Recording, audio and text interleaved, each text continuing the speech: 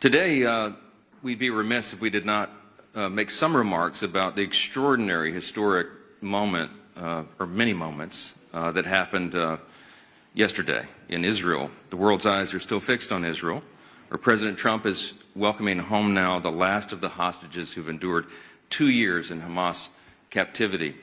I thought it was remarkable. I saw a video last night of one of the released hostages who made the point that as soon as the election was held in November in the United States, Hamas began to treat him and his fellow hostages much better. They fed them better, they respected them more, they changed the tone of how they treated them, they no longer spit upon them, as he said in his own words. Elections have consequences. And he said or implied that the Hamas was counting on Kamala Harris to win and not President Donald J. Trump. But thankfully for the whole world, that didn't happen. And this is an historic moment. It deserves enormous credit and recognition on the world stage. It's truly, truly historic. For generations, we have aspired to peace in the Middle East, everyone around the world, and now President Trump has delivered it. I'm going to make an announcement today. It's the announcement in the U.S. that was made in the Knesset yesterday. I'm proud to tell you that together with my friend Speaker Ohana of the Israeli Knesset, the equivalent of our Congress, we're going to embark upon a project together to rally speakers and presidents of parliaments around the world so that we will jointly nominate President Donald J. Trump for next year's Nobel Peace Prize. No one has ever deserved that prize more, and that is an objective fact.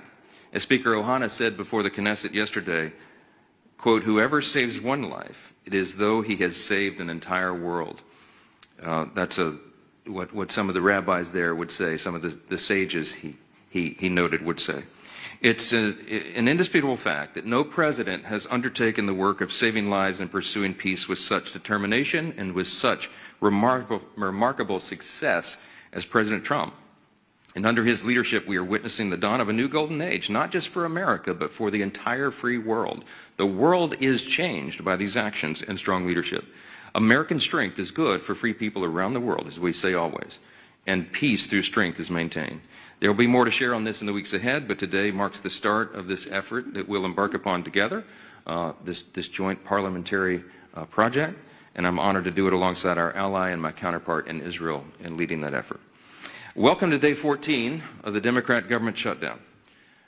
It's 2 weeks of Democrats in Congress inflicting untold pain on the American people for nothing other than pure politics, as we've explained at this podium every day of the shutdown.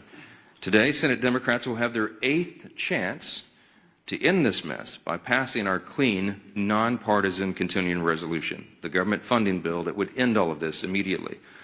Over 3 weeks ago, the House passed that bill, and you all know the details of it.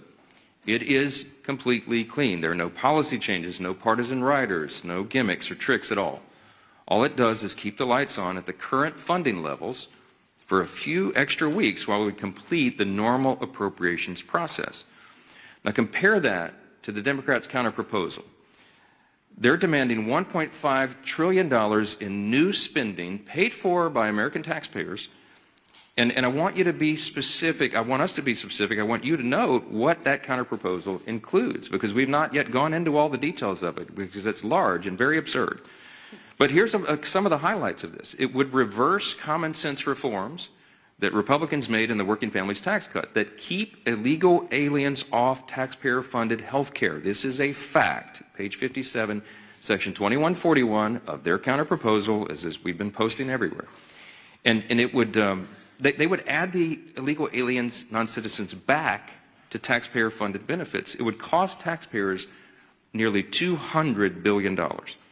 They would also remove a very reasonable and modest work requirement that we put on able-bodied young men with no dependents. As we've said, they should not be riding the wagon and taking Medicaid. That is intended for vulnerable populations, the elderly, disabled, and young pregnant women, for example, and not young able-bodied men without dependents who are playing video games.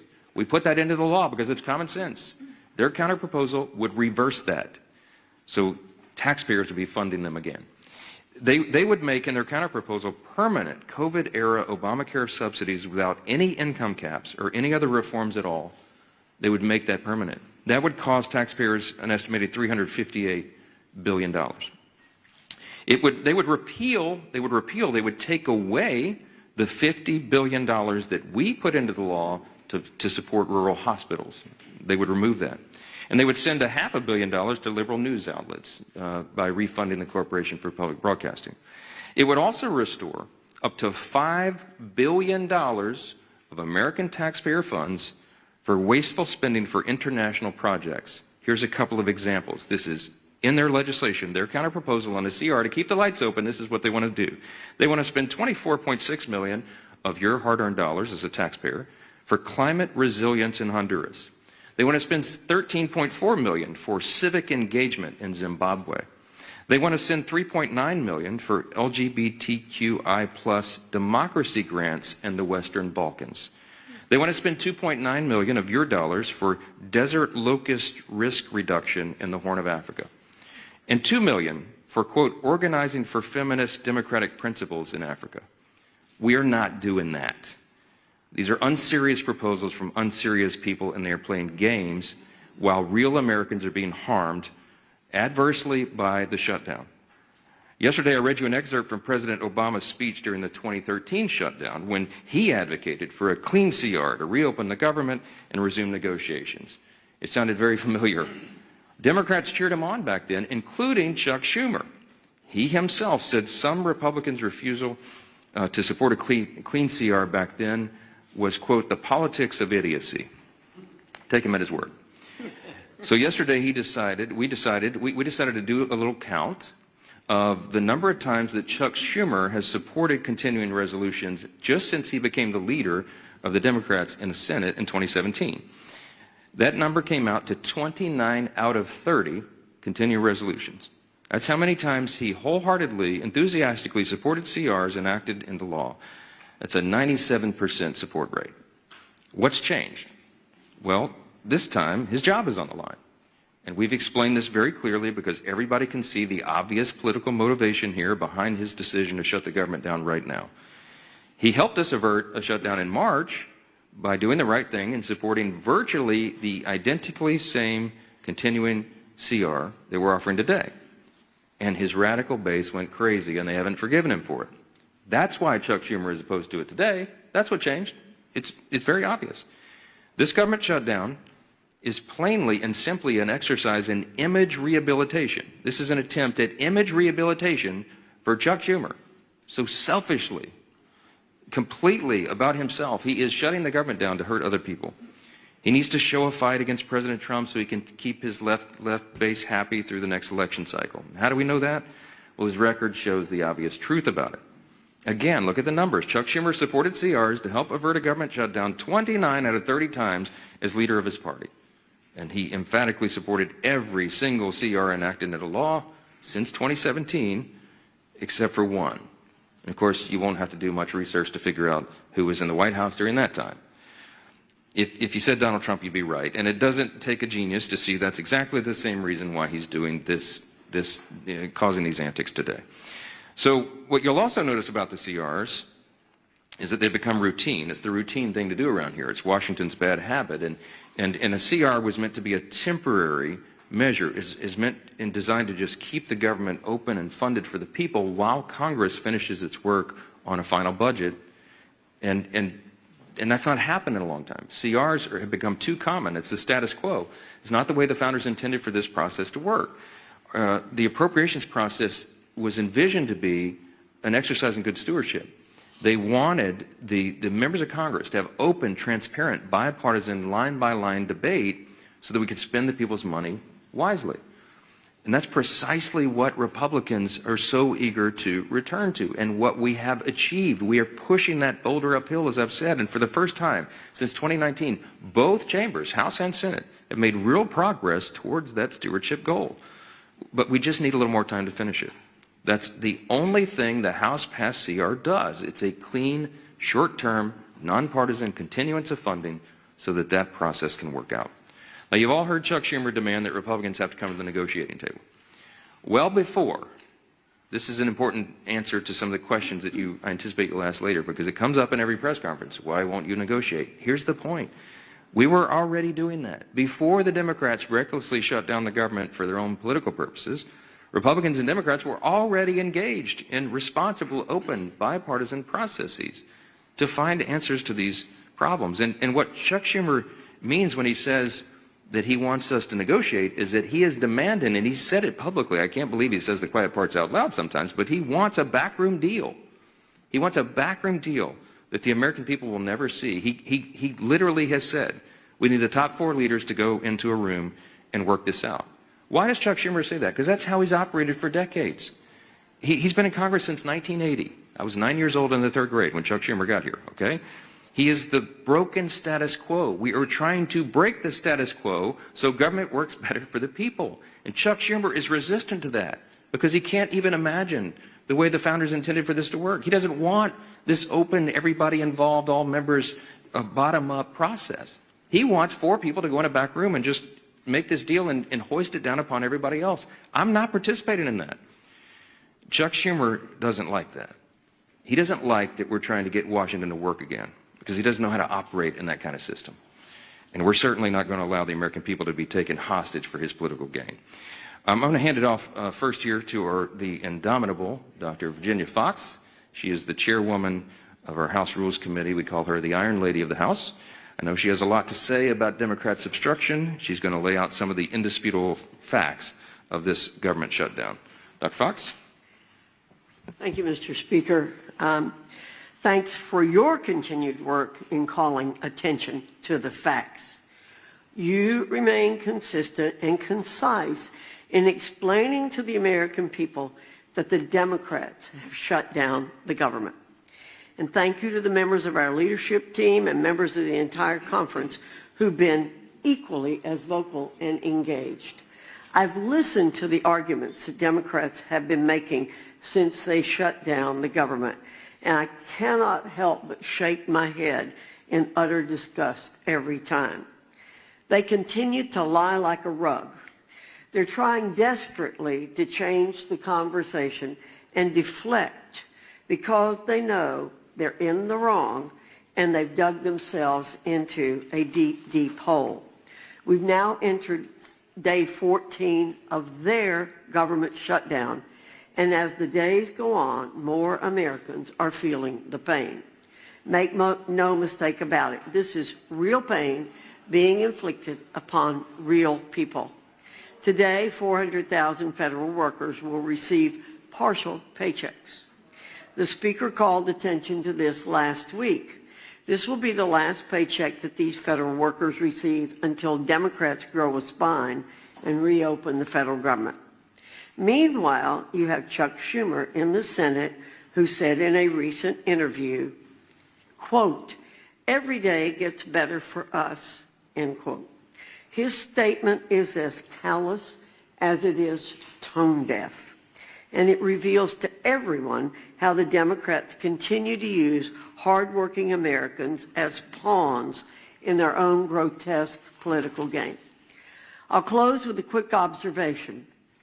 As the Speaker said previously, there's a real split screen here in Washington that the American people are watching.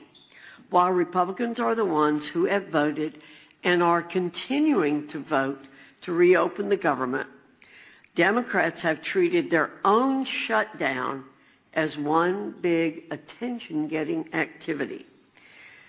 They've taken shutdown selfies, posted weird videos of themselves doing everything except working, and they even hosted a live stream that failed to gain any traction whatsoever. How embarrassing. These are not serious people. They continue to play a dangerous game with the livelihoods of Americans. And contrary to what Democrats believe, every day of this shutdown does not get any better for the American people. That's a stone-cold fact. Thank you, Mr. Speaker. Thank you. Well, thank you, Chair Fox. And as the Speaker talked about, a lot of people say, why have the Democrats continued this charade of shutting down the government and inflicting pain, real pain, on millions of families across America. And the Speaker laid it out real clear. Chuck Schumer filed an alternative bill weeks ago of his list of demands, literally a list of demands that he said have to be met before he releases the American people from this torrential pain he's inflicting. And it includes $1.5 trillion of new spending on far-left wish lists. Things like, yes, taxpayer-funded health care for illegals. It's in Chuck Schumer's bill. He guts rural hospitals, all as part of his demand to open up the government. It's not only not serious, it's also destructive. It's something that would actually hurt this country. And why? All so that he can show the radicals and the far left of his party that he's fighting Donald Trump. Everybody knows that's what this is about. Chuck Schumer is scared to death for his political future. He is way more concerned about his political job than he is about the jobs of millions of American families. And it's having a real impact on those families. Today, as has been pointed out, day 14 of the government shutdown that Chuck Schumer imposed on the country, and it is the day where checks would normally be starting to be processed for all of the government workers, many of whom will not get a paycheck because of Chuck Schumer's shutdown.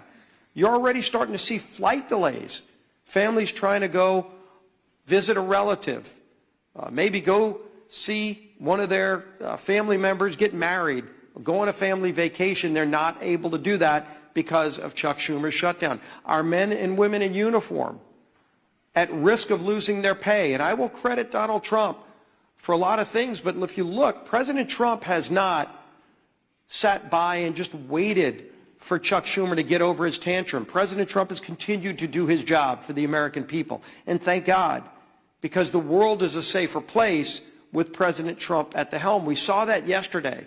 What an historic day. And again, a real contrast to the temper tantrum that Chuck Schumer's having to appease the most radical elements of the far left base here in America. President Trump traveled to Israel, traveled to Egypt to sign historic peace accords, to oversee the release of hostages. Finally, all of the living hostages returned home to their loved ones after more than 2 years since the October 7th attack by Hamas.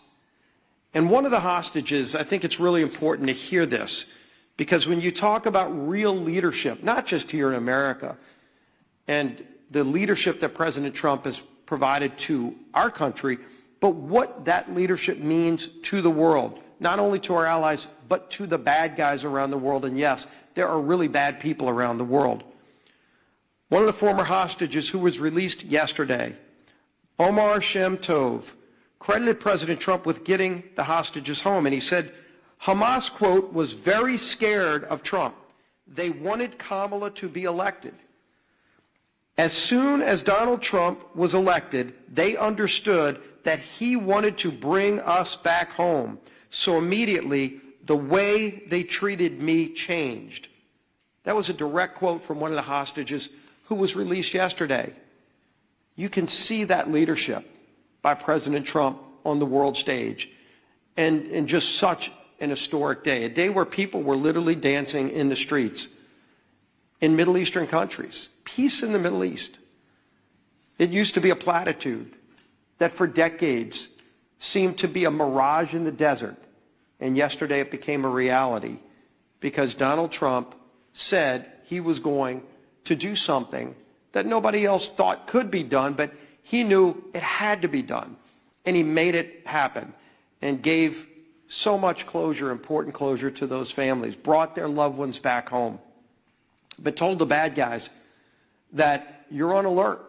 It's a new day in the world. You've seen all countries come together to see that moment in Egypt where countries from all around the world stood up to terror and said, we're going to restore peace in the Middle East. We're all going to be a part of it. And there's only one man that brought that together, and it was Donald Trump. Even during a time where the contrast of Chuck Schumer throwing a temper tantrum here at home just to appease the most radical elements of his base, so that on the 18th, when they have the Hate America rally that everybody knows is coming, and that everybody knows Chuck Schumer needs to deliver a shutdown government to them to appease them. Well, how about you think about us? How about you think about those families who are struggling today because of Chuck Schumer's shutdown?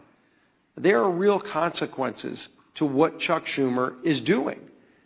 Regardless of who he thinks he's appeasing, he is hurting so many people, millions and millions of people. But President Trump is not going to be daunted. President Trump found a way over the weekend to pay our troops. While he was finding peace in the Middle East, President Trump also found a way to say, even while Chuck Schumer doesn't care about our men and women in uniform, Donald Trump does. And he made sure that they will get their pay. But there's still so many others that won't because of Chuck Schumer's shutdown. This madness has to end. It is time for this shutdown to end. Chuck, don't wait for some mad march on the mall.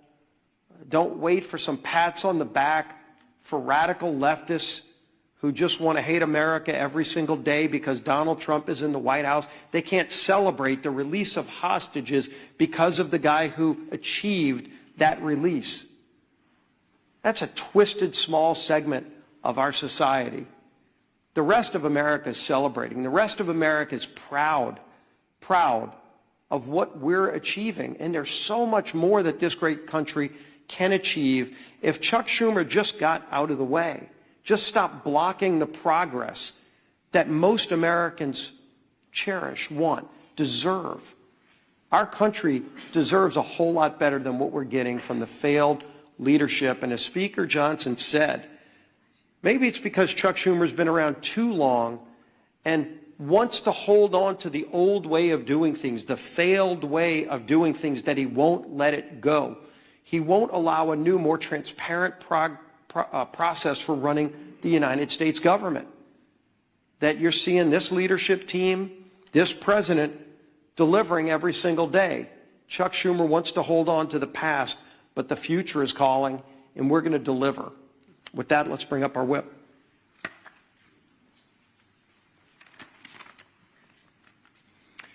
As the Speaker noted, today should be a day of celebration. President Trump achieved a historic peace deal in the Middle East. The last living hostages held in captivity by Hamas have been returned with their families, reunited with their families. Yet, we're all here today marking day 14 of the Democrat shutdown. And to make matters even worse, if the Democrats had things their way, this would also mark the first week that our troops would not receive their paychecks. But thanks to the leadership of our Commander-in-Chief, President Trump, members of the military and their families will not be used as pawns in Chuck Schumer's shutdown game. Come tomorrow, our troops will get paid. But the consequences of the Democrat shutdown are real. And unfortunately, they're only just getting started. OMB has already been forced to lay off its first round of federal workers. It doesn't have to be this way. Chuck Schumer, if you open the government today, this would end. If the Democrat shutdown continues, though, more Americans won't see a paycheck at the end of this month. Benefits like SNAP will be put at risk. Airports will be flooded with flight cancellations and delays amid the busiest time to travel all year. And the list goes on and on. Why? Because Chuck Schumer and the Democrats would rather cater to the pro-terrorist wing of their party than to reopen our government. We've said it from this podium, it feels like 1,000,000 times, and we'll say it again. Republicans have done our job. We have a nonpartisan clean CR ready in the Senate to be sent to President Trump's desk immediately, tonight, if they will pass it. We only need 5 Senate Democrats to break ranks with Chuck Schumer, vote for the same CR that they supported just 6 months ago, and reopen the government for the people they were elected to serve. But they have refused to do so 7 times and counting. And each time that they do, hardworking Americans are forced to pay the price. Our message to Senate Democrats today is the same message we've been saying since September 19th. Stop the political games, pass our clean CR, and reopen the government today. With that, I turn it over to our conference chair, Lisa McClay. Thank you. Well, good morning, everybody. Thank you for being here. And like my leadership team behind me said, it is a glorious day. Think of what happened yesterday. Just imagine for one moment you are a family member of one of the 20 hostages that were released. I mean, think of how that had to make you feel. We all watched it on TV, right? Joy, exuberation. I mean, there were tears of joy. There was relief. There was peace. And that was done because of our president, Donald Trump, put politics aside and said, I am going to stand up for the people. And he brought peace in the Middle East. He talked about it, yes, but yesterday he did it. And actions speak louder than words. He said enough of the political games, and I'm actually going to do what's right. Now compare and contrast that to what's going on today. Chuck Schumer and the Democrats are putting politics over people. So instead of it being a joyous day that we celebrate, here we are in another government shutdown, 14 days in the making. And why? Just ask yourself why. It's clean, no gimmicks. It's absolutely clean. The speaker, the leader, the whip, we all said no gimmicks. Let's not use the American people as a pawn. Let's do what's right. Let's do something different and actually fund the government in the right way. What a concept. And Democrats, my goodness gracious, they absolutely do not want that to happen. Like the speaker said, Chuck Schumer wants all four leaders to get behind the scenes and make a deal. We're not going to do that. That's not how government is supposed to work. And I know I sound like a broken record, but the way to end this shutdown is really, really simple. Pass the bipartisan clean funding bill that the House approved weeks ago. The Republicans voted to keep the government open. Call your Democratic senators. They're voting to keep it shut, not us. So when you ask what negotiation, there's nothing to negotiate. We already passed. We said yes, right? Democrats won't do it. They'd rather please their radical base than put America first. Listen, I'm grateful to President Trump for finding a way to keep milk flowing to moms and babies through the WIC and paychecks going to our troops. Yes, I'm happy, but that's not going to last forever. Right? So there again, he's even putting people over politics. I mean, come on. But let's be clear. These emergency measures can't fully fix the Democrats' damage. He can try, but at some point in time, they're going to end. Sadly, as Americans suffer, Democrats, what do? They celebrate. As workers worry about their paycheck, Bernie Sanders worries about his leverage. As TSA agents and air traffic controllers show up without pay, Democrats brag they won't budge until planes fall out of the sky. Really? Really? Seriously. That's the Democrats' motto. I'm not budging till planes fall out of the sky. I'm going to teach you women, you women and children and everybody a lesson. Really? Really? As Chuck Schumer says, it's getting better every day. For who, Chuck? Better for who? For the radicals cheering on the chaos? That's who. The radicals. The leaders openly admit it. Listen, the head of the insane indivisible literally said, and I quote, millions will be out cheering you on, or they'll be calling for new leadership. Really? I thought they were supposed to lead for the American people. Democrats, I ask you to stop listening to people who are cheering on this mayhem. Just stop all the political games and pass the House bill.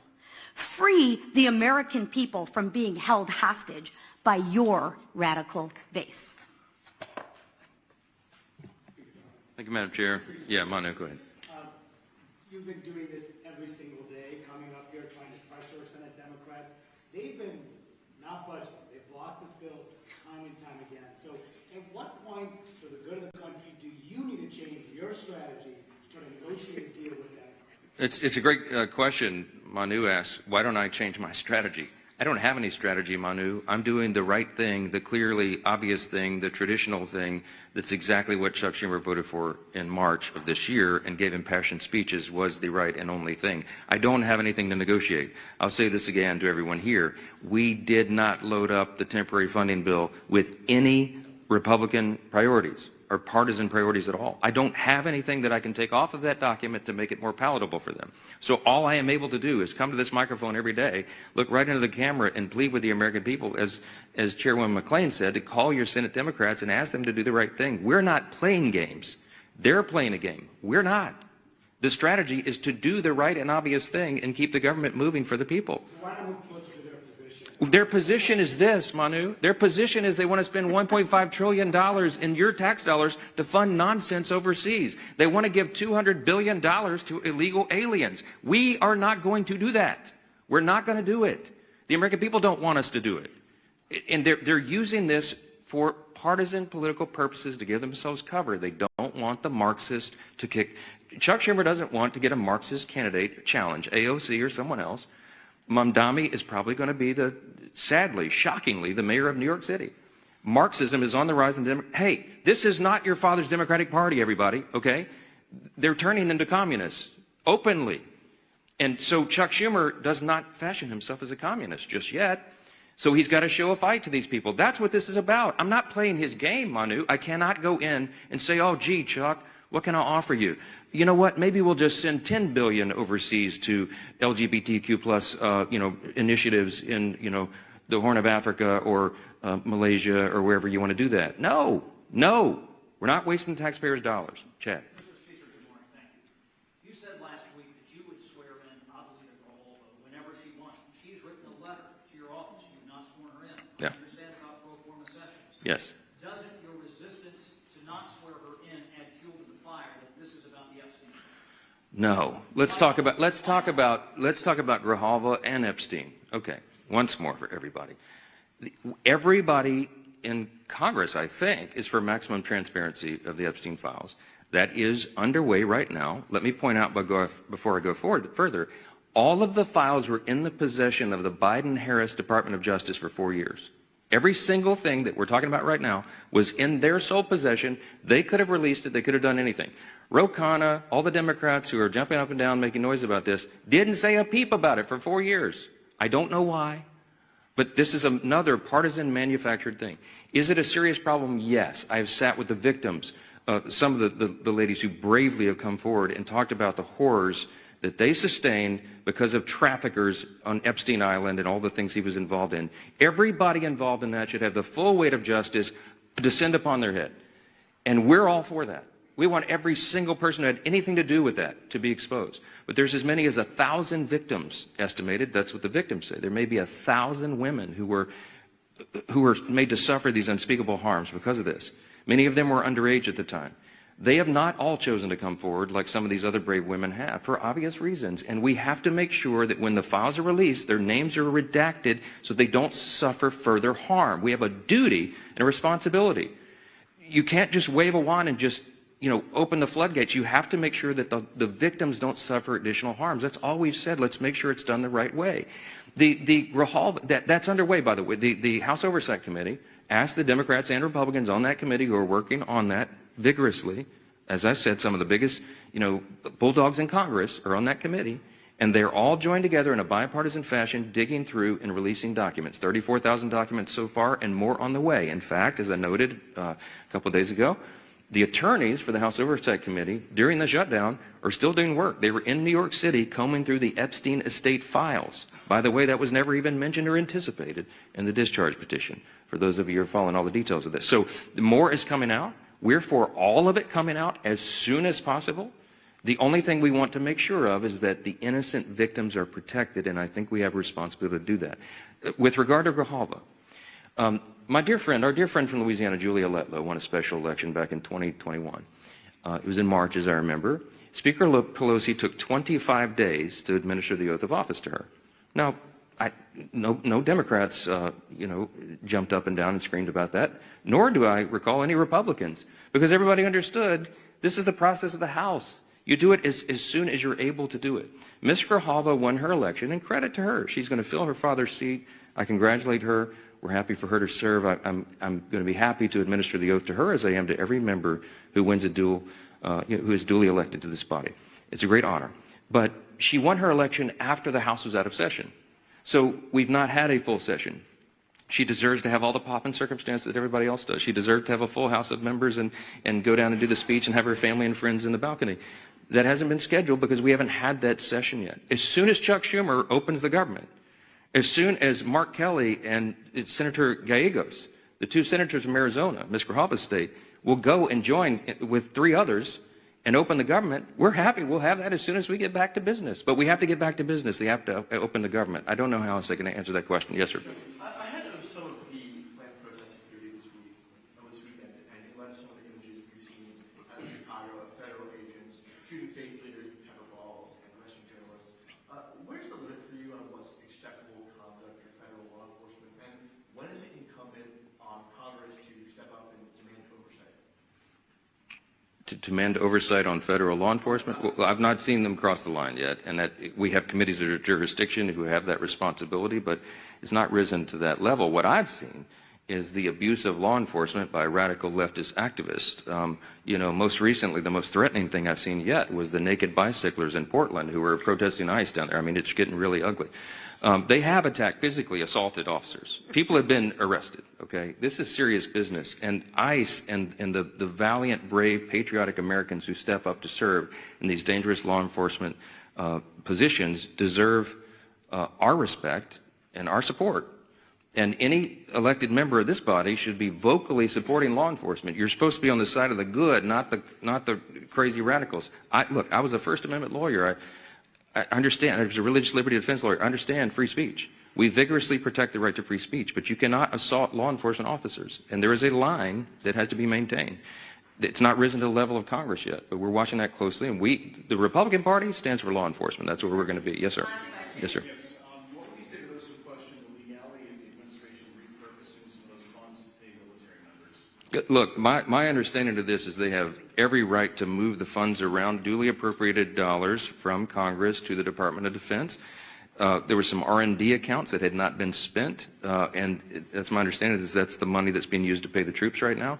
If the Democrats want to go to court and challenge troops being paid, bring it, okay? I'm grateful for a commander-in-chief who understands the priorities of the country, the necessity of national defense, and the urgency that we all feel and have voted for 8 times. Republicans have voted in Congress 8 times now between House and Senate to fund the troops and pay federal workers in all these essential jobs and agencies because we understand the necessity of that. Meanwhile, the Democrats voted 8 times to block their paychecks. I'm grateful we have a president who is willing to step up and do the right thing. Thank you all so much.